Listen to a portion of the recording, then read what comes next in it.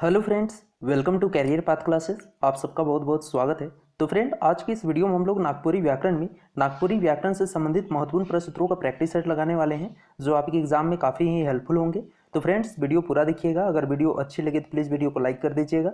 अगर चैनल पर नए हैं तो चैनल को सब्सक्राइब कर लीजिएगा और वीडियो को अपने दोस्तों के साथ और कम से कम एक स्टडी ग्रुप में शेयर जरूर कीजिएगा। और फ्रेंड, क्लास की पीडीएफ फाइल आपको टेलीग्राम चैनल पर मिल जाएगी, जिसके लिए मैंने डिस्क्रिप्शन पर लिंक दे रखा है। तो आप लोग डिस्क्रिप्शन पर जाकर टेलीग्राम चैनल ज्वाइन कर सकते हैं। तो चलिए फ्रेंड्स, स्टार्ट करते हैं आज की क्लास। तो चलिए देखते हैं आज का पहला क्वेश्चन क्या है। आज का पहला क्वेश्चन है, माय हार अपन बेटा से रुपया गिनवायला। ठीक है, माय हार अपन बेटा से रुपया गिनवायला।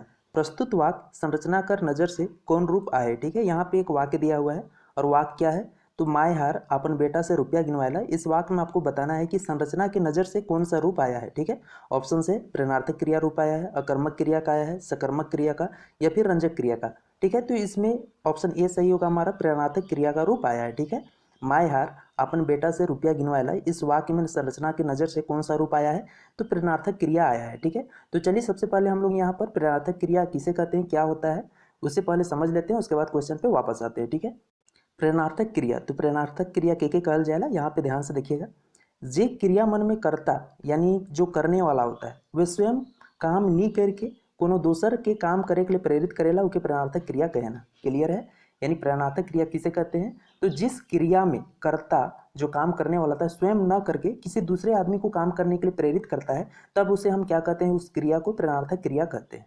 जैसे यहाँ एग्जाम्पल के माध्यम से समझते हैं, जैसे माय हार धंगरीन से भात रंधवायला। ठीक है, इस वाक्य में क्या दिया हुआ है, तो माय हार धंगरीन से भात रंधवायला। तो इस वाक्य में माय जो माय है वो खुद से भात ना बना के किसी दूसरे से भात बनवा रही है। ठीक है, किससे, तो धंगरीन से।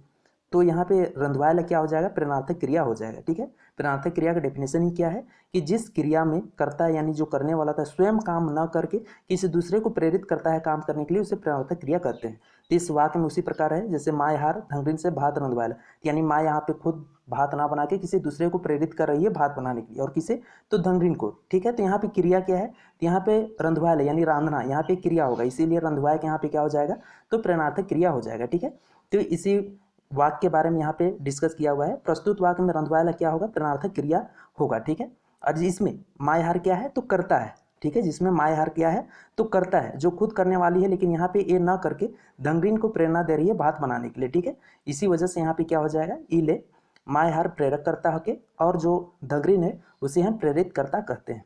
क्लियर है यहाँ तक। चलिए क्वेश्चन पे वापस आते हैं। क्वेश्चन पे पूछा था कि माय हार अपन बेटा से रुपया गिनवायला, प्रस्तुत वाक्य संरचना कर नजर से कौन रूप आए, तो कौन सा रूप होगा, प्रेरणार्थक क्रिया।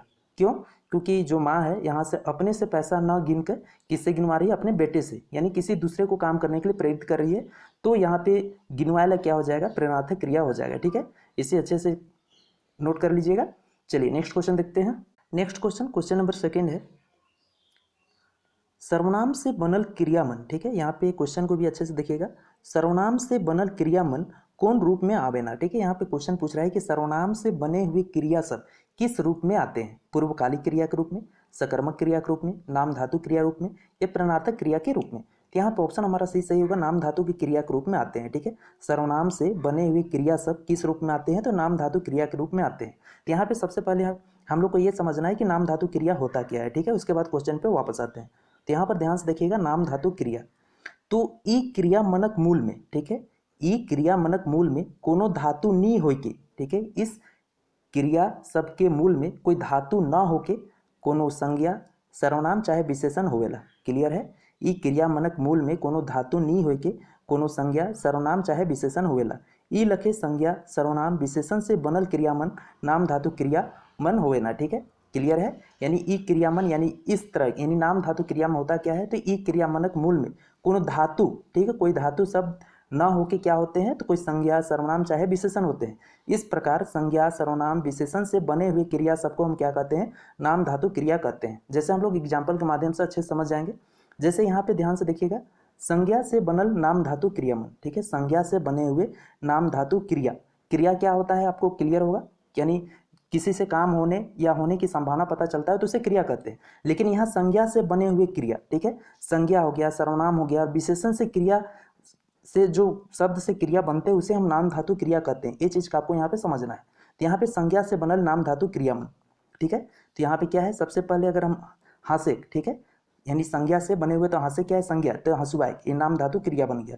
नाच से नचुआएक, लालच से लज्जुआएक, ठीक है, बात से बतियाएक, रंग से रंगेक, ठीक है। इसी प्रकार और आगे हम देखते हैं, तो सर्वनाम से बनल नाम धातु क्रियामन, किससे बने हुए, सर्वनाम शब्द से बने नाम धातु क्रिया शब्द, क्या हो जाएगा, मोर, मोर से मुरुआएक, तोर से तोरुआएक, आपन से अपनाएक, क्लियर है। इसी प्रकार विशेषण से बनल क्रिया नाम धातु क्रियामन क्या क्या हो जाएगा, तो पहला हो जाएगा हमारा गर्म से गर्मुआएक, तातल से ततलुआएक, दोहरा से दोहराएक, साठ से सठियाएक और सेराल से सिरवाएक, क्लियर है। चलिए क्वेश्चन पे वापस आते हैं। क्वेश्चन पे हमारा पूछा था कि सर्वनाम से, किससे, तो सर्वनाम से बनल क्रियामन कौन रूप में आवेना, तो किस रूप में आते हैं, नाम धातु क्रिया रूप में आते हैं, क्लियर है।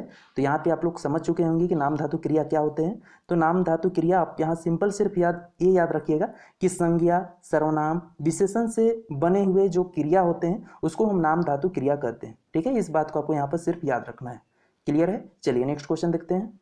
नेक्स्ट क्वेश्चन नंबर हमारा 3 है, रूपम फटफटिया चलायला, ठीक है। रूपम फटफटिया चलायला प्रस्तुत वाक्य में कर्म कौन पद है कि, ठीक है। यहाँ पे एक वाक्य दिया हुआ है कि रूपम फटफटिया चलायला, तो इस वाक्य में आपको बताना है कि कर्म कौन सा है, रूपम है, फटफटिया है, या चलायला हो गया, या फिर देवल कोनो नहीं। तो यहाँ पे ऑप्शन बी सही होगा, फटफटिया होगा, ठीक है। तो चलिए सबसे पहले हम लोग कर्म कौन होगा ये समझने से पहले हम लोग को क्या समझना होगा, इसमें सकर्मक क्रिया के बारे में समझना होगा। चलिए पहले वो समझ लेते हैं, ठीक है। तो यहाँ पर देखिए, ध्यान से देखिएगा, सकर्मक क्रिया, सकर्मक का अर्थ है कर्म सहित, ठीक है। सकर्मक का अर्थ क्या होता है, तो कर्म सहित। जोन वाक्य में क्रिया कर फल सीधे कर्म पर पड़ेला उसे सकर्मक क्रिया कहना, क्लियर है। जिस वाक्य में क्रिया का फल सीधे किसमें पड़ता है, कर्म पर पड़ता है, तो उसे हम क्या कहते हैं, सकर्मक क्रिया कहते हैं।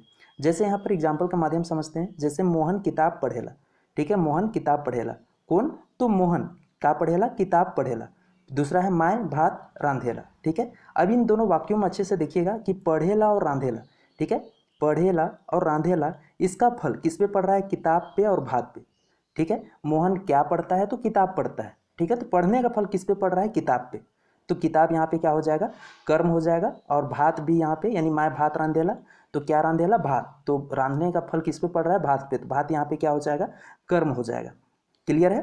और आपको यहाँ पे ध्यान रखना है कि क्रिया से पहले का लगा के सवाल पूछल जाएला तो वो कर्म कहना, ठीक है। क्रिया से पहले अगर का लगा के अगर सवाल पूछा जा रहा है और उसका आंसर मिल रहा है तो उसे हम कर्म कहेंगे। जैसे ऊपर दिए हुए दोनों वाक्यों में ध्यान से देखें, तो देवलाक में का पढ़ेला तो किताब पढ़ेला, तो किताब यहाँ पे क्या हो जाएगा, कर्म हो जाएगा। उसी प्रकार का रांधेला तो भात रांधेला, तो इस प्रकार भात क्या हो जाएगा, यहाँ पे कर्म हो जाएगा, ठीक है। तो यहाँ पर कर्म कर जवाब आवे किताब और भात, ठीक है। तो किताब और भात क्या हो जाएगा, कर्म हो जाएगा, क्लियर है। चलिए क्वेश्चन पे वापस आते हैं। क्वेश्चन पे पूछा था कि रूपम फटफटिया चलाला प्रस्तुत वाक्य में कर्म कौन पद है कि, तो कौन सा पद होगा, फटफटिया। तो यहाँ पे अगर हम क्वेश्चन करते हैं जैसे कि रूपम का चलाला, तो आंसर आएगा क्या, फटफटिया, तो फटफटिया क्या हो जाएगा, कर्म हो जाएगा, क्लियर हो गया होगा उम्मीद है। चलिए नेक्स्ट क्वेश्चन देखते हैं। नेक्स्ट क्वेश्चन नंबर 4 है, मुद क्रिया से पहले, मुद मतलब यहाँ क्या होता है, मुख्य होगा, ठीक है। तो मुद क्रिया से पहले होए वाला क्रिया का कहायला। यहाँ पे क्वेश्चन पूछना चाह रहा है कि मुख्य क्रिया से पहले आने वाला क्रिया को हम क्या कहते हैं, सकर्मक क्रिया, क्रमिक क्रिया, अकर्मक क्रिया, या फिर पूर्वकालिक क्रिया। तो यहाँ पे ऑप्शन हमारा डी सही होगा, पूर्वकालिक क्रिया, क्लियर है। मुद यानी मुख्य क्रिया से पहले आने वाले क्रिया को हम क्या कहते हैं, पूर्वकालिक क्रिया कहते हैं। चलिए यहाँ पे सबसे पहले हम लोग समझ लेते हैं पूर्वकालिक क्रिया होता क्या है। तो यहाँ पर ध्यान से देखिएगा, मुख्य क्रिया से पहले होवे वाला क्रिया पूर्वकालिक क्रिया कहायला। इके बनाए के लिए धातु से बनल क्रिया रूप में के जोड़ल जाएला, ठीक है। इसे बनाने के लिए यानी पूर्वकालिक क्रिया को बनाने के लिए क्या किया जाता है, तो धातु से बनल क्रिया रूप में के जोड़ल जाता है। इस बात को आपको ध्यान रखना है। जैसे यहाँ पे ध्यान से देखिएगा, पहला वाक्य में सोनमत नहाय के आलक, तो यहाँ पे पूर्वकालिक क्रिया कौन हो जाएगा, नहाय के, क्योंकि नहाने में क्या जोड़ा गया है, के जोड़ा गया है। और आलक यहाँ पे क्या हो जाएगा, मुख्य क्रिया होगा। तो इससे पहले आने वाली क्रिया को हम क्या कहते हैं, पूर्वकालिक क्रिया कहते हैं। और उसमें पूर्वकालिक क्रिया बनाने के लिए क्या जोड़ा जाता है, तो के जोड़ा जाता है। उसी प्रकार हम सेकेंड वाक्य में देखें, तो मरियम स्कूल से आय के खेली, मरियम स्कूल से आय के खेली, तो आय के यहाँ पे क्या हो जाएगा, पूर्वकालिक क्रिया हो जाएगा, ठीक है, क्लियर होगा। चलिए नेक्स्ट देखते हैं। तीसरा वाक्य है, सोमरा भात खाए के जाए, तो खाए के जाए, तो जाए तो मुख्य क्रिया हो गया, और खाए के क्या हो जाएगा, तो पूर्वकालिक क्रिया होगा। उसी प्रकार राजू खेल के घर घुरी, तो खेल के यहाँ पे क्या हो जाएगा, पूर्वकालिक क्रिया हो जाएगा, क्लियर है। और यहाँ पे आप लिखा हुआ है कि नहाए के, खाए के, खेल के पूर्व कालिक क्रिया हक है। ठीक है, चलिए क्वेश्चन पे वापस आते हैं। क्वेश्चन पे था कि मुक्त क्रिया यानी मुख्य क्रिया से पहले होवे वाला क्रिया के का कहल जाएला, तो का कहल जाएला, पूर्व कालिक क्रिया कहल जाएला। क्लियर है, चलिए नेक्स्ट क्वेश्चन देखते हैं। नेक्स्ट क्वेश्चन, क्वेश्चन नंबर 5 है, रानी खेल के घर गोरी। ठीक है, रानी खेल के घर गोरी प्रस्तुत वाक्य में कौन क्रिया कर व्यवहार हुई है। यहाँ पे एक वाक्य दिया हुआ है कि रानी खेल के घर गोरी, इस वाक्य में आपको बताना है कि किस क्रिया का व्यवहार हुआ है। जस्ट हमने अभी बताया था, आप आसानी से बता सकते हैं किसका हुआ है, पूर्वकालिक क्रिया का, व्यधित क्रिया का, क्रमिक क्रिया का या देवल कोनोनी। तो क्लियर है, ऑप्शन ए हमारा सही होगा, पूर्वकालिक क्रिया का। ठीक है, तो रानी खेल के घर घोरी, तो खेल के यहाँ पे क्या है, पूर्वकालिक क्रिया है, और घोरी क्या हो जाएगा, मुख्य क्रिया होगा। ठीक है, क्लियर होगा। चलिए नेक्स्ट क्वेश्चन देखते हैं। नेक्स्ट क्वेश्चन, क्वेश्चन नंबर 6 है, हुगेक, हुगैक या हुगवैक देवल पद मन कौन क्रिया से संबंधित आ है। ठीक है, यहाँ पे क्वेश्चन पूछ रहा है कि हुगेक, हुगैक या हुगवैक, ठीक है, देवल पद मन यानी तीनों दिए हुए पद किस क्रिया से संबंधित है वो बताना है, सहायक क्रिया से, प्रेरणात्मक क्रिया से, क्रमिक क्रिया से या देवल कोनोनी। तो यहाँ पे ऑप्शन हमारा बी सही होगा, प्रेरणात्मक क्रिया से संबंधित है। ठीक है, हुगेक, हुगैक या हुगवैक जो पद है किससे संबंधित है, तो प्रेरणात्मक क्रिया से संबंधित है। ठीक है, तो प्रेरणात्मक क्रिया क्या होता है, जस्ट हमने अभी बता चुका हूँ, एक बार और देख लीजिए कि जे क्रिया मनक भी करता स्वयं काम नहीं करके कोनो दूसर आदमी के काम करे ले प्रेरित करेला उके प्रेरणात्मक क्रिया कहना। क्लियर है, तो क्वेश्चन पे क्या था, तो क्वेश्चन पे पूछा था कि हुगेक, हुगैक या हुगवैक देवल पद मन कौन क्रिया से संबंधित है, तो प्रेरणात्मक क्रिया से संबंधित है। ठीक है, इस पद सबको याद रखना है। चलिए नेक्स्ट क्वेश्चन देखते हैं। नेक्स्ट क्वेश्चन, क्वेश्चन नंबर 7 है, मोर आबा वकील के सुइन बुझ के आलक तयु मुकदमा में लाभ नहीं होलक प्रस्तुत वाक्य में रंजक क्रिया कौन है के। ठीक है, यहाँ पे एक वाक्य दिया हुआ है और वाक्य क्या है कि मोर आबा वकील से सुइन बुझ के आलक तयु मुकदमा में लाभ नहीं होलक। इस वाक्य में आपको बताना है कि रंजक क्रिया कौन सा है, सुइन बूझ होलक या सुइन बूझ। तो यहाँ पे ऑप्शन हमारा डी सही होगा, सुइन बूझ रंजक क्रिया होगा। ठीक है, तो चलिए सबसे पहले हम लोग समझते हैं कि रंजक क्रिया होता क्या है। तो यहाँ पर ध्यान से देखिएगा, रंजक क्रिया जब कोई क्रिया मुख्य क्रिया के साथ जुड़ के मुख्य क्रिया के और प्रभावशाली बनाएला तो के रंजक क्रिया कहल जाएगा। ठीक है, जब कोई क्रिया मुख्य क्रिया के साथ जुड़ के क्या करता है, उस मुख्य क्रिया को और प्रभावशाली बनाता है तो उसे हम रंजक क्रिया कहते हैं। ठीक है, और ध्यान देखिए रखिएगा इसमें कि रंजक क्रिया के सहायक क्रिया भी कहल जाएगा। ठीक है, तो यहाँ पर क्वेश्चन पे पूछा था कि मोर आबा वकील से सुइन बुझ के आलक तयु मुकदमा में लाभ नहीं होलक प्रस्तुत वाक्य में रंजक क्रिया कौन है, तो सुइन बुझ यहाँ पे रंजक क्रिया हो जाएगा। ठीक है, या फिर आप यहाँ पे एक थोड़ा सा दिमाग लगाइएगा, अगर जहाँ पे सुइन बुझ यानी इस तरह से योजक चिन्ह से अगर कोई दो शब्द जुड़ा हुआ है तो उसे आप रंजक क्रिया यहाँ पे समझ लीजिएगा। ठीक है, अगर जिस वाक्य में रंजक क्रिया के बारे में पूछ रहा है, ठीक है, सुइन बुझ इस टाइप में दिया हुआ है कोई शब्द, तो आप उसे क्या समझ जाइए कि रंजक क्रिया वही होगा। ठीक है, इस बात को आप याद रखिएगा। चलिए नेक्स्ट क्वेश्चन देखते हैं। नेक्स्ट क्वेश्चन, क्वेश्चन नंबर 8 है, हरिया मछली धरेला। ठीक है, हरिया मछली धरेला प्रस्तुत वाक्य संरचना कर नजर से कौन क्रिया से संबंधित है। यहाँ पे क्वेश्चन पूछ रहा है, एक वाक्य दिया हुआ है कि हरिया मछली धरेला, इस वाक्य में आपको बताना है कि संरचना की नजर से कौन सा क्रिया से यह संबंधित है, पूर्वकालिक क्रिया से, प्रेरणात्मक क्रिया से, साधारण क्रिया से, संयुक्त क्रिया से। तो यहाँ पर ऑप्शन सी सही होगा, साधारण क्रिया से संबंधित है। ठीक है, हरिया मछली धरेला यह वाक्य, ठीक है, संरचना की नजर से कौन क्रिया से संबंधित है, तो साधारण क्रिया से संबंधित है। तो चलिए सबसे पहले हम लोग यहाँ पे समझ लेते हैं साधारण क्रिया होता क्या है। तो यहाँ पर ध्यान से देखिएगा, सामान्य चाहे साधारण क्रिया, तो जे काम में एक क्रिया, ठीक है, इस बात को आपको ध्यान में रखना है कि जे काम में एक क्रिया कर व्यवहार करल जाएला ओके समान क्रिया कहना। क्लियर है, जे काम में एक क्रिया कर व्यवहार करल जाएला ओके समान क्रिया कहना। जैसे एग्जाम्पल के माध्यम से समझते हैं, जैसे किसना बंसी बजाएला, किसना बंसी बजाएला, तो यहाँ पे बजाएला क्या है, क्रिया है, और जो कि यहाँ पे एक है। ठीक है, दूसरा है सुनीता मछली धरेला, तो धरेला यहाँ पे क्या है, क्रिया है, जो कि यहाँ पे क्रिया कितने हैं, सिर्फ एक है। तो जे काम में एक क्रिया कर व्यवहार करल जाए ओके समान क्रिया कहना। क्लियर है, तो इसी प्रकार हम क्वेश्चन पे वापस आते हैं। क्वेश्चन पे पूछा था कि हरिया मछली धरेला, ठीक है, हरिया मछली धरेला प्रस्तुत वाक्य में संरचना की नजर से कौन क्रिया से संबंधित है, तो किस क्रिया संबंधित है, साधारण क्रिया से। क्यों, क्योंकि हरिया मछली धरेला, धरेला यहाँ पे क्या है, क्रिया है, जो कि यहाँ पे एक है सिर्फ, तो क्या हो जाएगा, साधारण क्रिया हो जाएगा। ठीक है, चलिए नेक्स्ट क्वेश्चन देखते हैं। नेक्स्ट क्वेश्चन, क्वेश्चन नंबर 9 है, कौन वाक्य कर क्रिया में, ठीक है, कौन वाक्य कर क्रिया में एक ठो मुख्य और एक ठो गौण कर्म होवेला। ठीक है, यहाँ पे क्वेश्चन पूछ रहा है कि किस वाक्य कर क्रिया में एक ठो मुख्य कर्म और एक ठो गौण कर्म होवेला, द्विकर्मक क्रिया में, संयुक्त क्रिया में, एक कर्मक क्रिया में या नाम धातु क्रिया में। तो यहाँ पे ऑप्शन हमारा ए सही होगा, द्विकर्मक क्रिया में। ठीक है, इसे आपको याद रखना है कि कौन वाक्य कर क्रिया मन में एक ठो मुख्य कर्म और एक ठो गौण कर्म होवेला, तो द्विकर्मक क्रिया में एक ठो मुख्य कर्म और एक ठो गौण कर्म होवेला। ठीक है, इस बात को याद रखना है। चलिए नेक्स्ट क्वेश्चन देखते हैं। नेक्स्ट क्वेश्चन नंबर 10 है, पूनम सबके गीत सुनायला। ठीक है, पूनम सबके गीत सुनवायला है। ठीक है, सॉरी, पूनम सबके गीत सुनवायला प्रस्तुत वाक्य कौन क्रिया रूप में आए।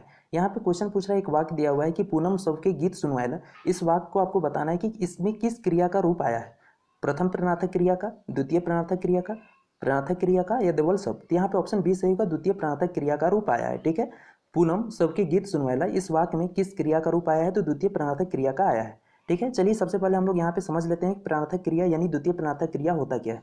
तो यहाँ पर ध्यान से देखिएगा, प्रणर्थक क्रिया दो तरह का हुए ना। ठीक है, प्रणर्थक क्रिया कितने तरह के होते हैं, तो दो तरह के होते हैं। पहला होता है प्रथम या पहल प्रणर्थक क्रिया, दूसरा होता है द्वितीय या दोसर प्रणर्थक क्रिया। ठीक है, अगर हम पहले प्रणर्थक क्रिया की बात करें, प्रथम यानी पहल प्रणर्थक क्रिया होता क्या है, तो क्रिया में कर्ता खुद काम में भागीदार होएला। प्रथम या पहल प्रणर्थक क्रिया में क्या होता है, तो कर्ता, जो कर्ता होता है काम करने वाला, खुद क्या होता है, भागीदार होता है। जैसे अनिल सबके गीत सुनाएला, यहाँ पे अनिल सबके गीत सुनाएला यानी अनिल खुद ही सभी को गीत सुना रहा है, यानी काम में क्रिया में कर्ता खुद यहाँ पे भागीदार है। जबकि हम दूसरे बात करें द्वितीय प्रणर्थक क्रिया में, तो द्वितीय या दोसर प्रणर्थक क्रिया में कर्ता खुद काम में के नी करके दोसर के काम करेले प्रेरणा देवेला। ठीक है, द्वितीय प्रणर्थक क्रिया में होता क्या है, तो जो कर्ता होता है खुद काम न करके दूसरे को काम करने के लिए क्या देता है, प्रेरणा देता है। तो उसे हम क्या कहते हैं, द्वितीय प्रणर्थक क्रिया कहते हैं। जैसे अनिल सबके गीत सुनवाएला, अनिल सबके गीत सुनवाएला, तो यहाँ पे अनिल खुद न गीत ना सुना के दूसरे से क्या कर रहा है, गीत सुनवा रहा है। तो यहाँ पे सुनवाएला क्या हो जाएगा, द्वितीय प्रणर्थक क्रिया हो जाएगा। ठीक है, चलिए क्वेश्चन पे वापस आते हैं। क्वेश्चन पे पूछा था कि पूनम सबके गीत सुनवाएला प्रस्तुत वाक्य कौन क्रिया के रूप में आए, तो किस क्रिया के रूप में आया है, द्वितीय प्रणर्थक क्रिया रूप में आया है। क्यों, क्योंकि यहाँ पे पूनम खुद न गाना गा के दूसरे से गीत सुनवा रही है। ठीक है, पूनम सबके गीत सुनवाएला यानी पूनम खुद गीत ना सुना के दूसरे से सुनवा रही है। ठीक है, तो क्या हो जाएगा, ये द्वितीय प्रणर्थक क्रिया हो जाएगा। ठीक है, तो चलिए फ्रेंड, आज के लिए बस इतना ही करते हैं। तो फ्रेंड, वीडियो कैसी रही मुझे कमेंट करके जरूर बताइए। अगर अच्छी लगी तो प्लीज़ वीडियो को लाइक कर दीजिए। अगर चैनल पर नए हैं तो चैनल को सब्सक्राइब कर लीजिए। तो मिलते हैं नेक्स्ट वीडियो में, तब तक के लिए जय हिंद, जय भारत, थैंक यू।